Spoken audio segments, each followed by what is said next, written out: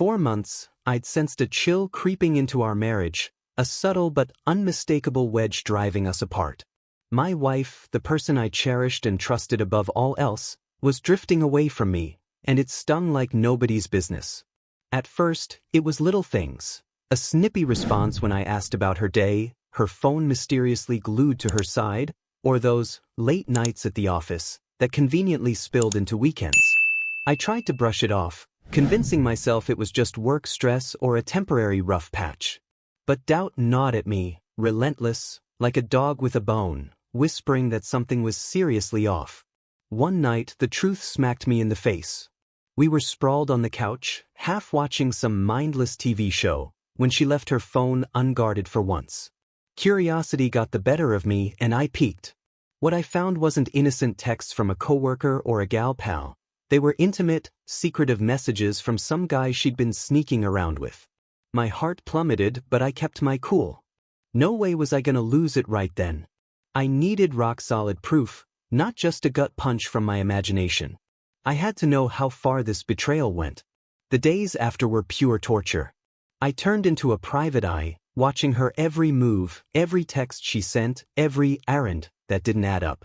Eventually, I pieced together her plan. She was setting up a date with this creep. Rage and heartbreak churned inside me, but I shoved it down, biding my time for the perfect moment to call her out.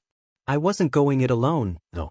I spilled my guts to my best buds, the guys who'd had my back through every storm life threw at me. They were all in, ready to back me up when the truth hit the fan. The night of her little date rolled around, and she sashayed out the door, dolled up like she was auditioning for a rom-com. Her makeup was flawless, her smile smug, the kind of grin she hadn't flashed my way in ages. "Don't wait up, hon," she tossed over her shoulder with a smirk, like she was queen of the world. I followed her, keeping my distance to stay off her radar but close enough to catch the show. She met him at some cozy, low-lit restaurant downtown, all whispers and giggles like they were teenagers in love. Watching them lean in close from my car across the street felt like a dagger twisting in my chest. They didn't linger long before heading to a hotel nearby. I didn't trail them inside, that would have been too much. Instead, I drove home, my mind racing with what came next. With my friend's help, I turned our living room into a stage for the showdown. Candles flickered, casting soft shadows, but hidden cameras were ready to roll, capturing every second of what was about to go down. This wasn't just about nailing her in the act, it was about taking back control of my life, which she'd smashed to bits. Just past midnight, the front door clicked open, and in she strutted, glowing like she'd just won the lottery and thought she'd pulled one over on me. "Oh, you're still up?" she cooed, her voice dripping with fake surprise as she tossed her purse on the counter. I stood in the living room, steady as a rock, and called her name. She froze, her cocky act crumbling as she clocked the vibe, me, calm but unyielding, and my buddies stepping out from the shadows, phones out, recording her every move. "Sweetheart, I know it all," I said, my voice even but firm. "Every lie, every sneaky date, every stolen moment you thought you hid so well. Tonight you're gonna face the music." Her face drained of color, and panic flashed in her eyes. "What are you even talking about?" she snapped, rolling her eyes like I was the one being dramatic.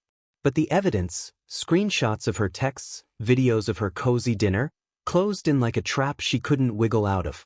She tried to spin it. "This is ridiculous. You're blowing this way out of proportion," she huffed, tossing her hair like some reality TV diva. But I wasn't here to scream or throw a tantrum. I wanted her to feel the weight of what she'd done. "I loved you," I said, my voice thick with hurt. "This isn't just about breaking trust, it's about torching every memory we built together." I handed her a letter I'd written weeks ago, when the pain was still raw. It wasn't for her, it was for me, a vow to rise above this mess and rebuild, no matter what. She read it, tears streaking down her face, and for a second, I thought she might actually get it. But then she sank onto the couch, clutching the letter like it was a prop in her pity party. "I never meant for this to happen," she whispered, her eyes red and wide, like she was auditioning for an Oscar. "It just spiraled, you know?" I stared at her, searching for a shred of the woman I thought I married, but all I saw was regret, Not for hurting me, but for getting busted. Spiraled? I echoed, my voice low but sharp. You think that's some kind of get-out-of-jail-free card? That it excuses sneaking around and breaking our vows? Her lips quivered, but she stayed quiet, probably realizing her usual sass wasn't gonna cut it. I took a deep breath. You don't get to play the victim here, babe. You made choices. You broke me. Her tears came harder now, but I could tell part of her was still trying to justify it, like she could talk her way out of this mess. I was lonely, okay? She finally blurted, her voice cracking. You're always so busy with work, acting like I'm invisible. I needed something, anything. The words hit like a punch, mixing anger with sorrow. Invisible? I shot back. You think lying, cheating, and wrecking our life makes you seen? Real classy move there. She nodded, shame creeping over her face, but it felt hollow. I don't expect you to forgive me, she mumbled, but I was lost, all right? Totally adrift. For a moment, I wanted to let loose, to hurt her back the way she'd gutted me. But instead, I just looked at her, exhaustion and sadness settling in. This isn't about forgiveness right now, I said, gesturing around the room. It's about the truth finally being out.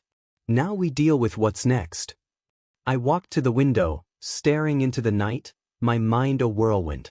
Her betrayal wasn't just a wound, it was a canyon between us, maybe too wide to ever cross. When I turned back, my resolve was ironclad. I'm gonna need time, I said. Time to figure out if there's any us left to salvage. But I'm done living in this web of lies you spun. That night was the end of what we were, but it was also the start of something new for me. The real shock wasn't catching her in the act. It was finding the strength to stand tall afterward, refusing to let her deception define me. As she sat there, trembling, the silence in the room was heavy, nothing like the comfortable quiet we used to share. This was raw, electric, and painful, a silence that marked the end of one chapter and the uncertain beginning of another.